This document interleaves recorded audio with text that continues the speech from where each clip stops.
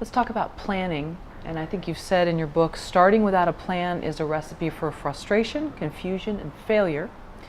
Do most people plan for their entertainment careers? I mean, did you plan when you left San Francisco? You've been an attorney, you're used to planning out probably your schedule and all the caseloads that you're going to be talking to for the day, or maybe not, I don't know. But structure is very important to an attorney's work, I know. So you come here thinking it's going to be a different world. Were you planning? Or is that something you learned over time? You know, I don't think I was, at the outset, I don't think I was that different from others who embark on a creative career.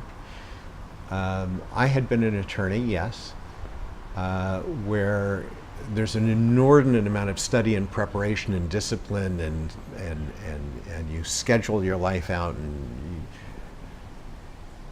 you open a door called creativity, and everything suddenly seems mysterious and random and chaotic and uncertain, and there's no footprints in the sand, or so it seems.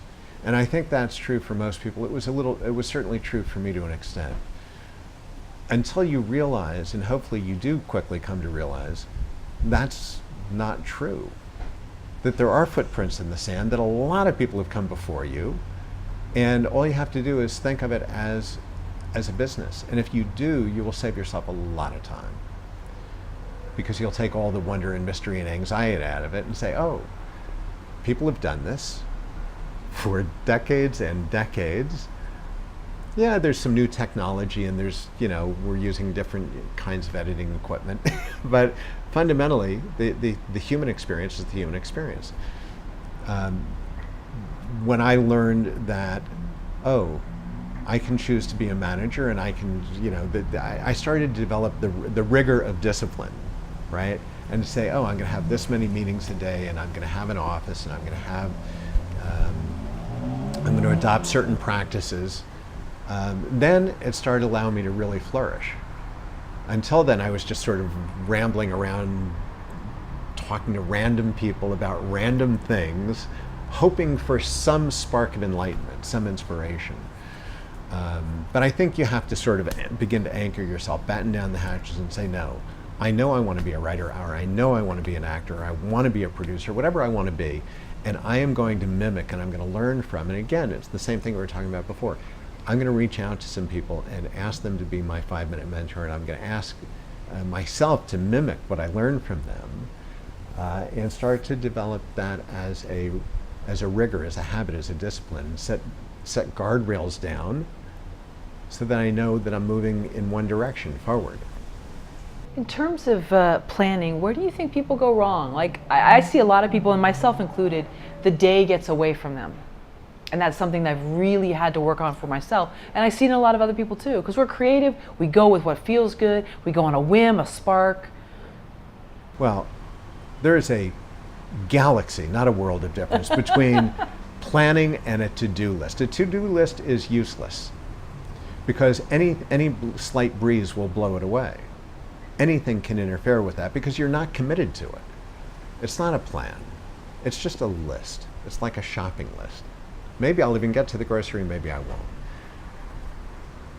When you have a plan, it means that I'm going to prioritize the things that really matter to me. If nothing else, I'm going to get these 3 things done, and I'm going to get them done first, not second or third or fourth. I'm going to get them first.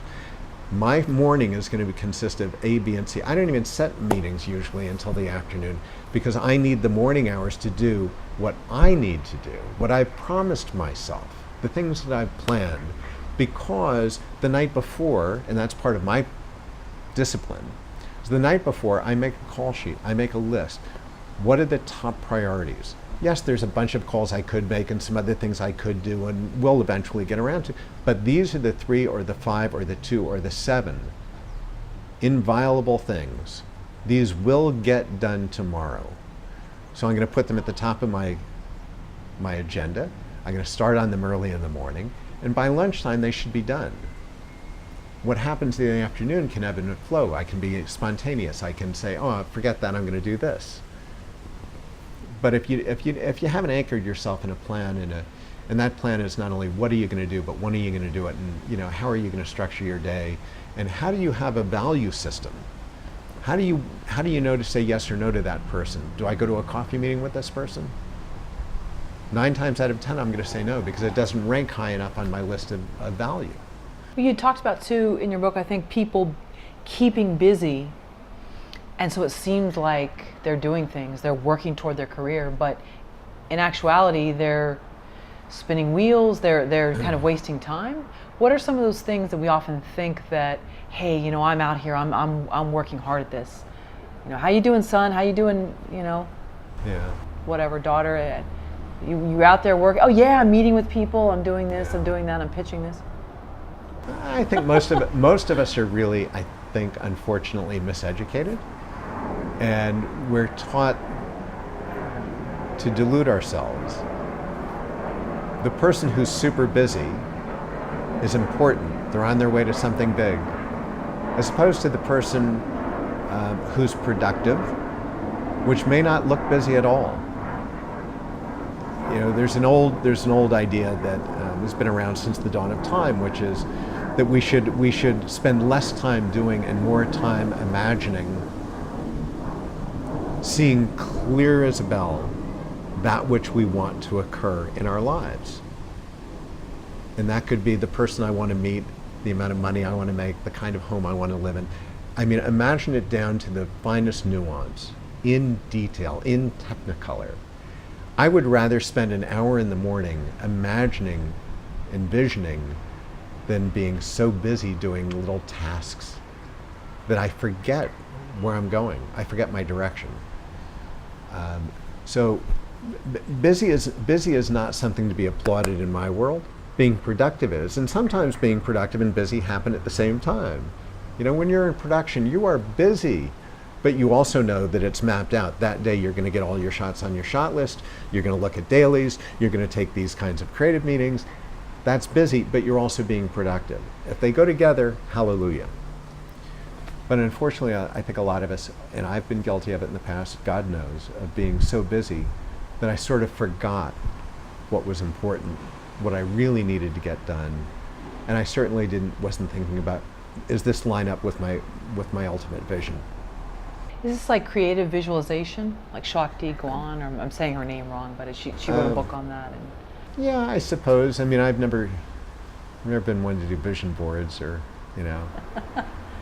But but thinking, it's about manifestation and sort of law of attraction. I mean, you're thinking. Yeah, listen, a lot of that stuff's been hijacked. I mean, it's just been repackaged in these new age. You know, do the vision board, do this, do that. It's as old as the hills.